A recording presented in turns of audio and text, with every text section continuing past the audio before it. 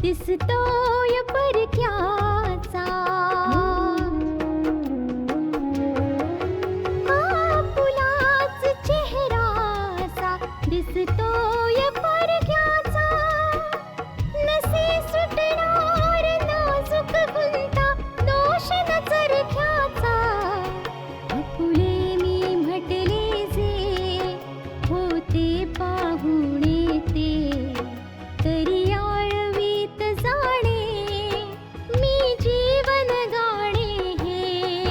रेखा ही भाग्याची, रेखा ही भाग्याची, रेखा ही भाग्याची, रेखा ही भाग्याची. आतापर्यंत आपण पाहिलं रिधिमाला पल्लवीकडून हे कळतं की पल्लवीने विजयचं बोलणं दुसऱ्या कोणाला तरी नाही तर नानांना ऐकवलं होतं. पल्लवी घरी पोहोचते आणि सोहनलाल तिला ओरडतात आणि सांगतात की तिने विजयला विसरून जावं. पल्लवी रागाच्या भरात आपली नस कापून घ्यायला जाते पण गायत्री तिला थांबवते. आता पुढे. हा गुप्ताजी, त्या धरमला पाठवा, उद्या ऑफिसमध्ये येईल तो. हो, मी त्याच्याशी बोलेन ते त्याचं. ठीक. हो, ओके, बाय. पप्पा जेवायला वाढू? नाही बाळा, भूक नाही आहे. गायत्री कुठे? मॉम दीदीच्या खोलीत आहे. ती खूप समजवायचा प्रयत्न करते तिला. कृतिका, तुला काय वाटतं? मी जे काही बोललो ते काही चूक आहे बाळा? नाही पप्पा, तुम्ही जे काही बोलताय ते अगदी बरोबर आहे. पण पल्लवी दीदीला समजावणं केवळ अशक्य आहे. कारण भलेही विजयचं लग्न आशाशी झालेलं असलं तरी तो अजूनही पल्लवी दीदीशी जोडला गेलाय.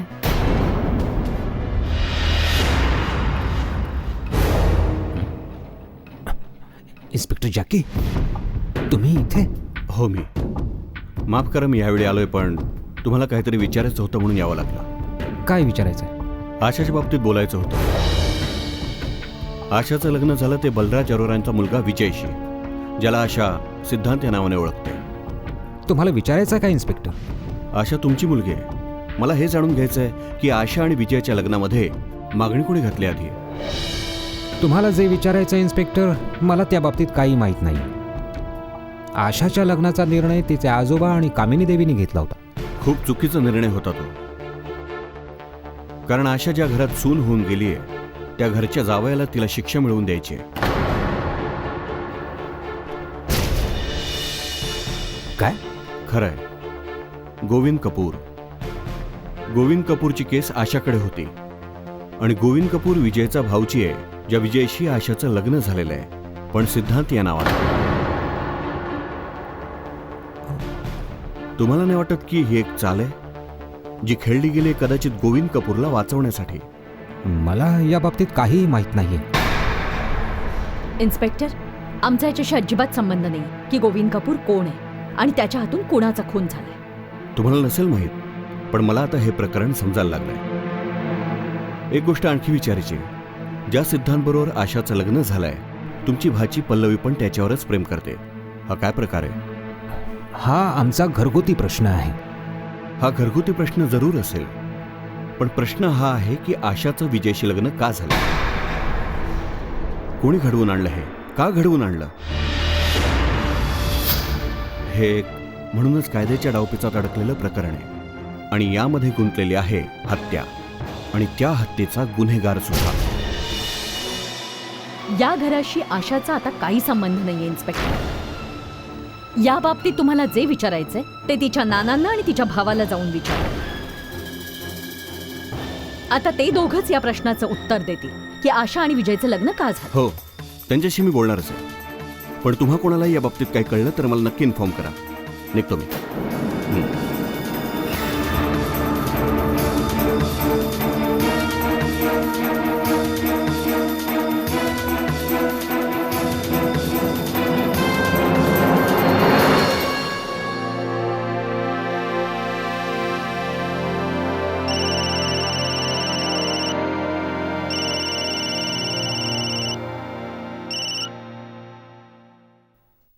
नमस्कार नानू. सुखी राहा बेटा. कशी आहेस? मी बरी आहे नानू. तुम्ही कसे आहात? मी पण बरा आहे बेटा. बाळा, माझं तर सुखदुःख आनंद सगळं तुम्हा लोकांशी जुडलं गेलंय.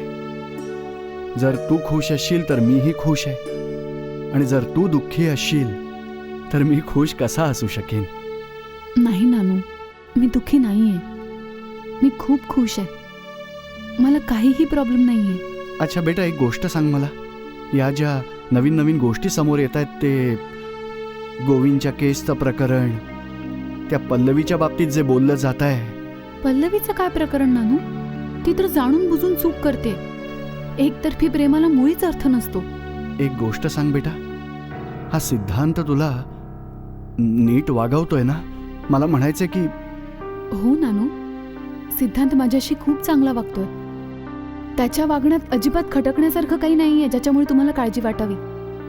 तू खरं बोलतेस ना बेटा? सिद्धांत तुला पत्नीसारखंच वागवतोय ना? हो नानू, सिद्धांत माझ्याशी चांगला वागतो. त्याच्याविषयी तुम्ही असं काहीही विचार करू नका. माझी खूप काळजी घेतो.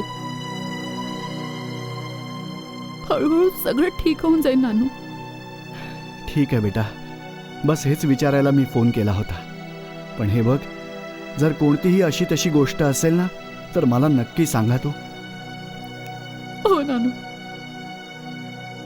तुम्हाला नाही सांगणार तर कोणाला सांगणार?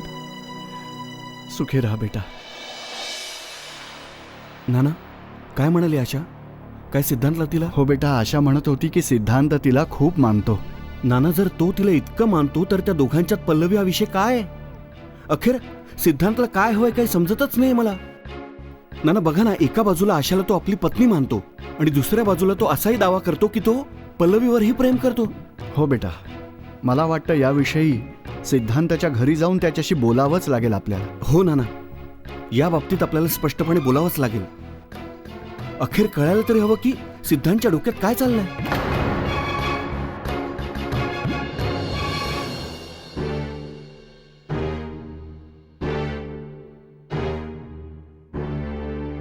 कुणाशी बोलत होतीस? नानूंचा फोन होता. काय म्हणत होते?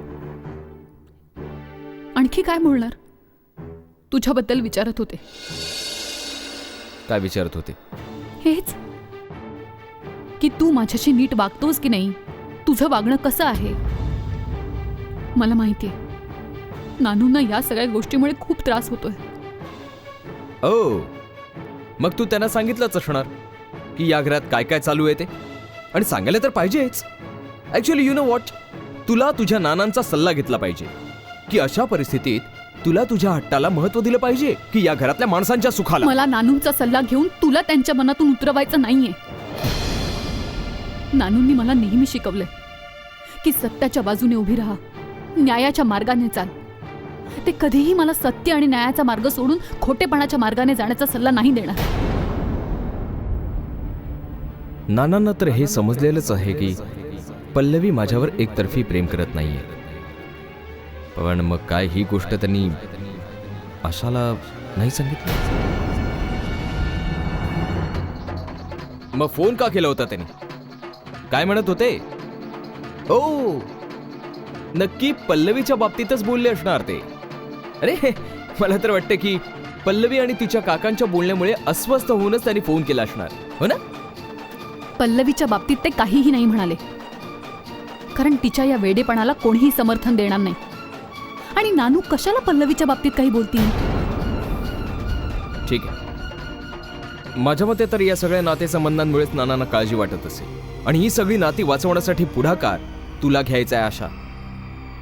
अगं बदल जरा आपले विचार, नाहीतर ना तू कोणाची होऊ शकशील आणि ना कोणी तुझं. आणि या गोष्टीमुळे सगळ्यात जास्त दुःख मला नाही, तुझ्या नानांनाच होणार आहे, कळलं?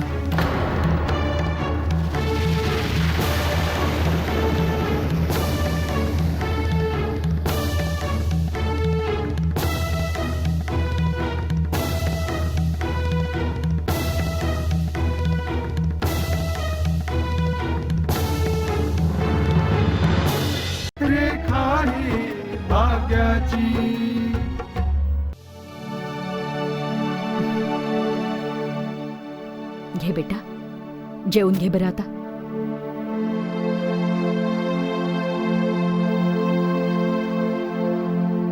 तुला माहितीये इन्स्पेक्टर जॅकी आले होते. काय? हो, पोलीसवाले आहेत ना. नेमकं सत्य काय आहे समजलंय त्यांना. पोलिसांना तर हेही माहितीये की आशाचं लग्न ज्याच्याबरोबर झालंय त्याच्यावर तू प्रेम करतेस. हे तू काय बोलतेस? त्या इन्स्पेक्टरला ही गोष्ट कशी माहीत?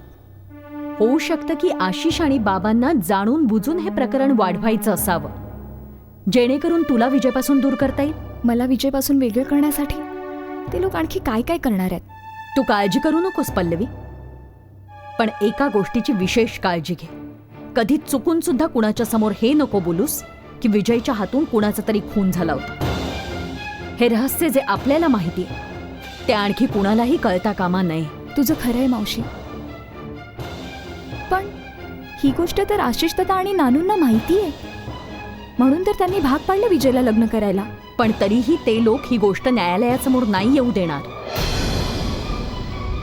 आपल्याकडूनही चुकूनही ही गोष्ट पोलिसांपर्यंत पोचता कामा नये. हो मावशी, तसंही याचा आरोप गोविंदच्या डोक्यावर आहे. चल आता जेवून घे बरं तू. आणि आता तुला या घरात कोणीही विजयला भेटण्यापासून थांबवणार नाही. जेव्हा तुला पाहिजे तू विजयला भेटू शकतेस. अगं बघत काय बसलीस, जेवून ये चल.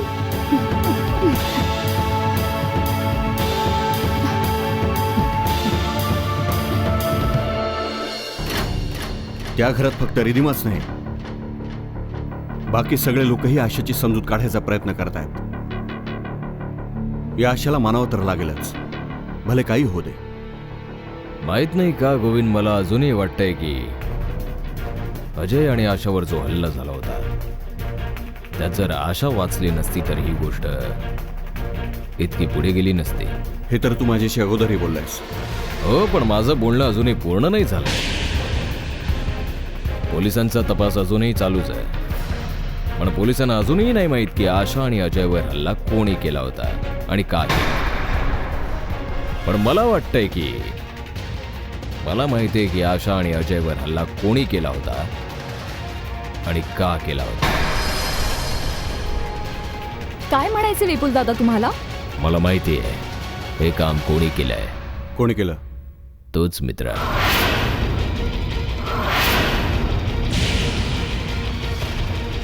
काय? हे काय मूर्खासारखं बोलतोस तू? गोविंद भाऊ, ज्या मित्रांना तुमचं रहस्य माहिती असेल, ज्यांना तुम्हाला साथ द्यायची असेल, त्यांच्यापासून सत्य नसतं लपवायचं. वाईट याचंच वाटतंय तू माझ्यापासून सत्य लपवलंस. विपुल असं अजिबात नाहीये. मी तुझ्यापासून कोणतेही सत्य नाही लपवलं. गोविंद भाऊ, सत्य तर तू लपवलंच आहेस, आणि जर तू खरं नाही सांगितलंस तर मग खरं काय आहे ते मी सिद्ध करून दाखवतो. आणि मला माहिती आहे की हे काम पूर्ण करण्यासाठी जे 2 पंटर तू हायर केले होतेस त्यांची नावं आहेत मुन्ना आणि बबन. बबन आणि मुन्नाने माझ्यासाठी खूप काम केलंय, म्हणून जसा पोलिसांचा तपास सुरू झाला मी बबनला हे शहर सोडून जायला सांगितलं. आणि मी अनेकदा विचारूनही त्याने मला हे नाही सांगितलं की हे सगळं त्याने तुझ्या सांगण्यावर. पण आता मला वाटलं की हे सत्य जाणून घेणं माझ्यासाठी खूप गरजेचं आहे. म्हणून मी फोन करून बबनकडून सत्य जाणून घेतलं. तू त्या दोघांना ओळखतोस? चांगलंच ओळखतो मी, अगदी चांगल्या प्रकारे ओळखतो, खूप आधीपासून. खरं म्हणजे हे गुंड असतात ना, ते अतिशय बेअक्कल प्रकारचे असतात. म्हणून तर ते तुझ्यासारख्या आणि माझ्यासारख्या लोकांच्या इशाऱ्यावर नाचतात. गोविंद हे सत्य अजूनही लपलेलं आहे, पण पोलिसांचा तपास अजूनही सुरू आहे. मला हे रहस्य कळलेलं आहे हे तर नक्की, पण तुला काळजी करायची काहीच गरज नाही. मी तुझीच साथ देईन. असा चेहरा पाडून का बसलायस? हात मिळव, हात मिळव.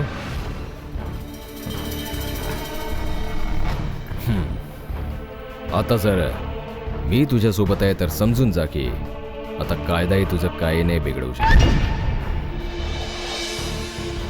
पण हो, एक गोष्ट लक्षात ठेवायची, आपल्या दोघांचं ध्येय फक्त एकच आहे, दौलत. आपल्याला फक्त ती मिळवायची. आणि मला अगदी दिसतंय की तू पैशांच्या ढिगावर बसलायस. ठीक आहे, ठीक आहे विपुल, आजपासून हा खेळ आहे तो आपण दोघं मिळून खेळायचा. पण त्या बबनचं काय करायचं ते तू बघ. बबन मला पैशासाठी सारखा त्रास देतोय आणि मला भीती या गोष्टीची आहे की तो पोलिसांपर्यंत जाऊन नको पोहोचायला. बबनची चिंता तू सोडूनच दे, त्याचं मी बघून घेतो. तुला बस आपल्या सासरच्यांना आपल्या मुठीत ठेवायचंय. ठीक आहे, पण आपल्याकडे वेळ अगदी थोडा आहे. म्हणूनच आपल्याला जे काही करायचं आहे ते लवकर करायला लागेल. हो, पण या गोष्टीची काळजी घे की घाईघाई गेली तर सगळं बिघडून जाईल आणि जिंकणं हरण्यामध्ये बदलून जाईल.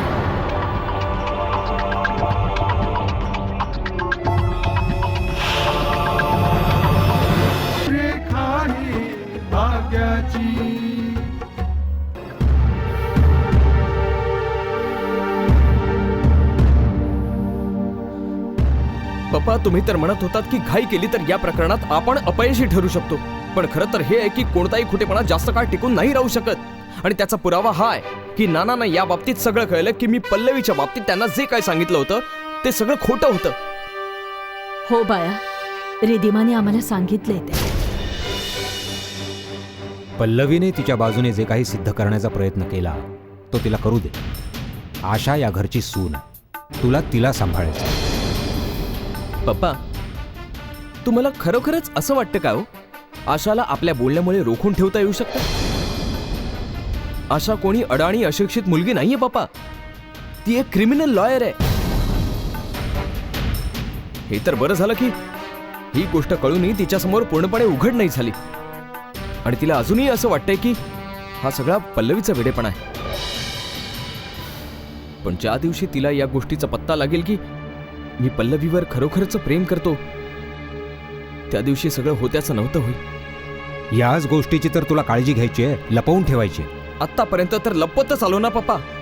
पण मी याचं काय करू की पल्लवीनं मला नानांच्या समोर फोन केला आणि मी तिच्याशी जे काही बोललो ते तिने सगळं नानांना ऐकवलं.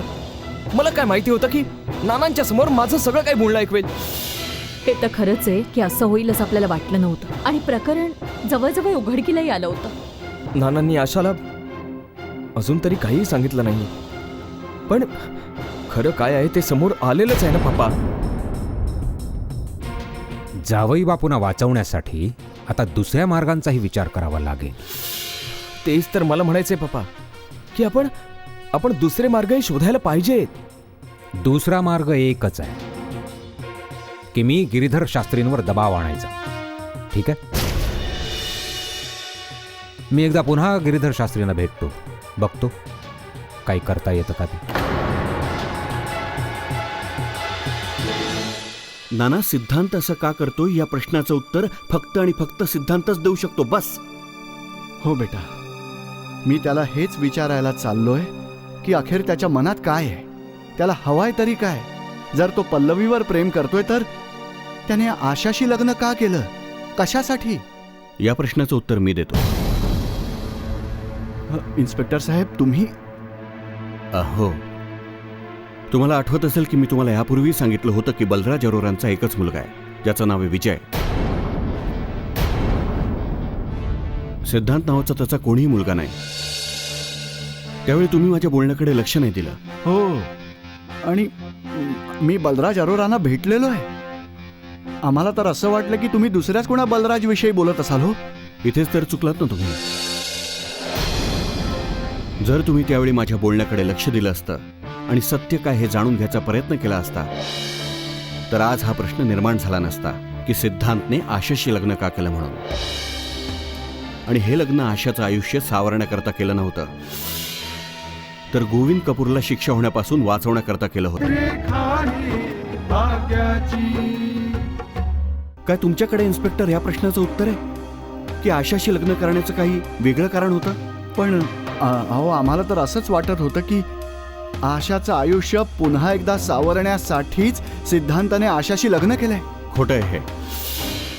आज मी हे निश्चितपणे सांगू शकतो की हे एक जाळं विणलं गेलं होतं, जेणेकरून आशा आणि विजयचं लग्न होऊ शकेल.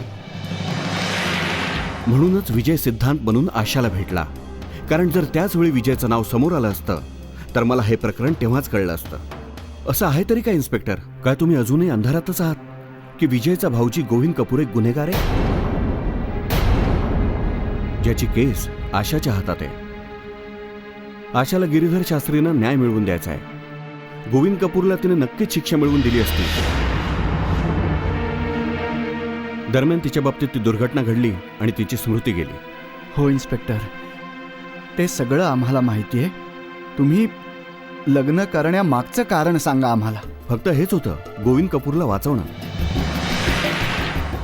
म्हणूनच कदाचित विजयशी लग्न करून देऊन तिला त्या घराची सून बनवण्यात आलं, जेणेकरून आशा गोविंद कपूरच्या विरुद्ध केस लढू शकणार नाही आणि गोविंदला फाशीच्या दोरीपर्यंत पोहोचवू शकणार नाही. नाही इन्स्पेक्टर, हे खरं असू शकत नाही. मला जे दिसतंय त्यानुसार सत्य हेच आहे. तुम्ही विचार केला तर तुमच्याही लक्षात येईल की हे सगळं आपोआप नाही घडू शकत.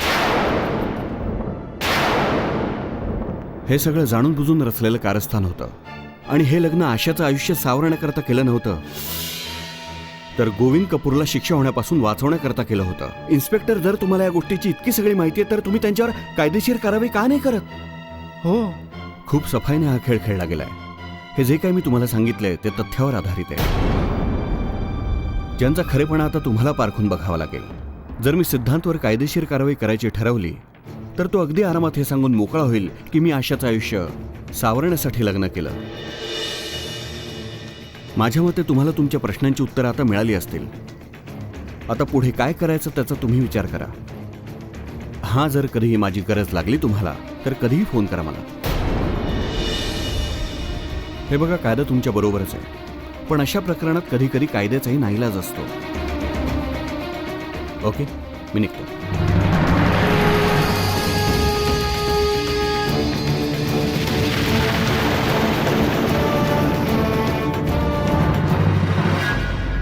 आणि एक गोष्ट तर अगदी नक्की आहे शास्त्री, की या लढाईमध्ये तुमचा विजय होणं निव्वळ अशक्य. नाही, हरल्यानंतर तुम्हाला धक्का नको बसायला. कोणताही धर्म एखाद्या पापी माणसाला वाचवण्याची शिकवण नाही देत. आणि तुझ्या नवऱ्याने जे पाप केलेलं आहे ना, त्याची शिक्षा तर त्याला भोगायलाच लागणार. तो दिवस कधीही नाही येणार आशा. आपण दोघी इथेच आहोत. जितकी ताकद लावायची तितकी लाव तू.